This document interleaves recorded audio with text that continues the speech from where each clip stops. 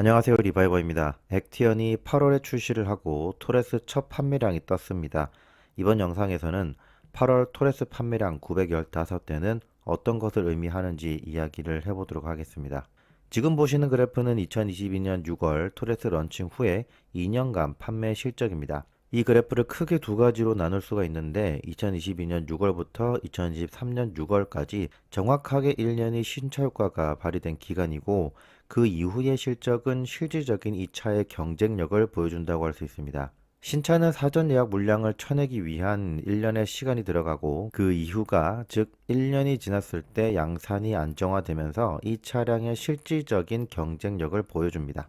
KGM 토레스 초반에는 3,000대에서 많게는 6,000대 넘게 판매되기도 했는데 2023년 7월 이후에는 1,300에서 1,500대 정도 판매되고 있죠. 이 시기가 바로 토레스의 실질적인 경쟁력을 보여주는 시점입니다. 이 토레스는 최근 1년간 1100대에서 1600대 사이를 오르락 내리락 하다가 2024년 8월 액티언이 나오자마자 최초로 1000대 이하로 판매 실적이 떨어졌습니다. 사실 개인적으로 1000대 이하 판매 실적은 설마 했습니다만, 이전에 액티언 영상에서도 말씀드렸듯이 액티언과 토레스는 무조건적으로 소비자 타겟이 겹치는 마켓이기 때문에 마켓 쉐어가 일어날 수밖에 없는 동일한 차급이라고 말씀을 드렸어요. 그래서 정말 심하게는 1000대 이하로까지 떨어질 수 있다고 했는데 그게 현실이 된 겁니다. 액티언이 출시가 되면 토레스는 적게는 1000대 초반까지 떨어질 수 있고 최대 1000대 이하로도 내려갈 수 있다고 봅니다. 2024년 8월 토레스의 판매량이 915대로 1000대 이하로 떨어졌습니다.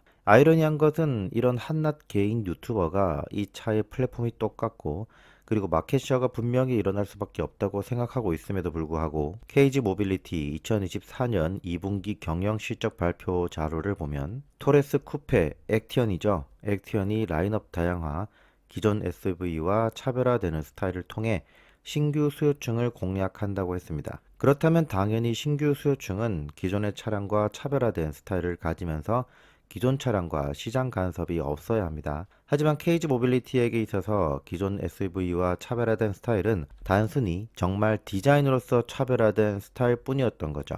디자인만 바뀌었다는 거지 신규 수요층이라는 것은 애초에 존재하지 않았던 겁니다. 그걸 반증해 주는 게 바로 토레스 판매량이 액티언이 나오자마자 1000대 이하로 떨어졌다는 거고요.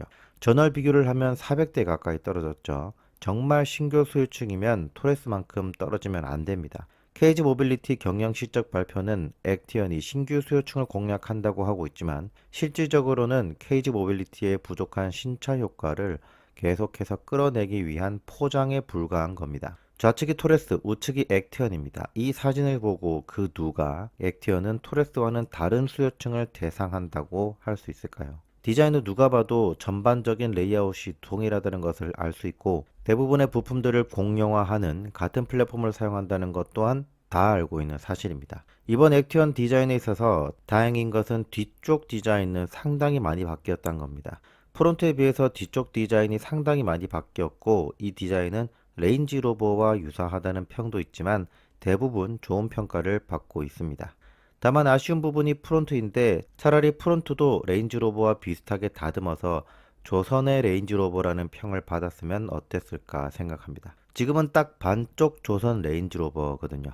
결론적으로 액티언은 애매하게 뒤쪽만 풀체인지급으로 디자인을 바꿨고 앞쪽은 영락 없는 토레스 페이스리프트라는 겁니다. 일반적으로 풀체인지급 페이스리프트의 정의는 보통은 앞쪽에서 느껴지는 인상을 많이 바꾸게 마련인데, 액티언은 반대로 뒤쪽에 많은 변화를 주고 있습니다. 사실 저는 지금까지도 유튜브나 각종 미디어에서 액티언 판매 돌풍, 도시명 SUV로 완벽 부활, 현기차 독점 끝났네 이런 식의 설명들을 보면 정말로 그분들의 머릿속에서 그런 생각을 하는지 의문입니다. 저는 이번에 액티언이 나오면서 디자인이 크게 바뀌는 것도 중요하지만 무엇보다 차 안에서 할 수 있는 새로운 액티비티, 혁신적인 것이 있기를 바랬습니다.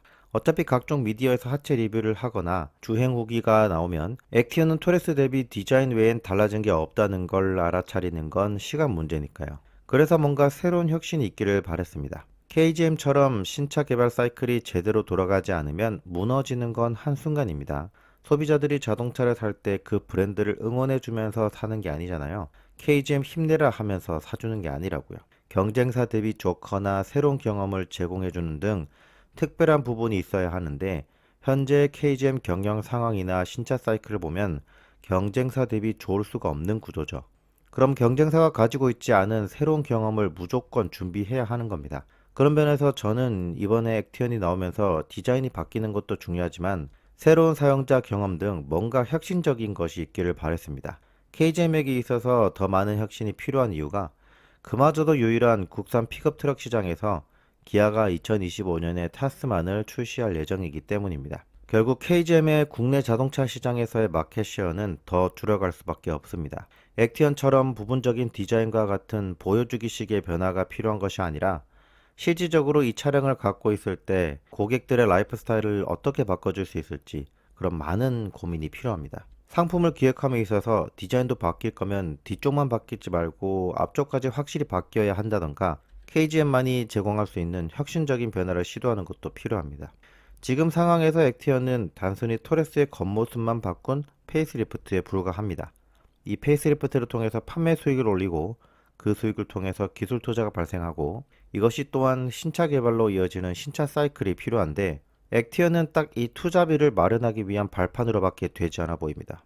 제일 중요한 것은 앞서 말씀드렸듯이 신차 효과가 끝나지 않고 최소한 월 평균 3,000대 이상을 꾸준히 팔 수 있는 경쟁력이 필요합니다. KGM은 현재 판매되는 모델도 많지 않습니다. 그렇기 때문에 최소 월 3,000대에서 4,000대 이상 판매할 수 있는 모델을 내놔야 합니다. 플랫폼은 그대로의 단순히 디자인만 바꿀 게 아니라 KGM의 차를 가지고 더 많은 확장성을 누릴 수 있는 공간을 디자인한다던가 차 안에서 즐길 수 있는 액티비티를 개발하는 등 경쟁사가 갖추지 못한 부분을 제공할 수 있도록 더 많이 고민해야 합니다. 지금까지 저는 리바이버였습니다. 감사합니다.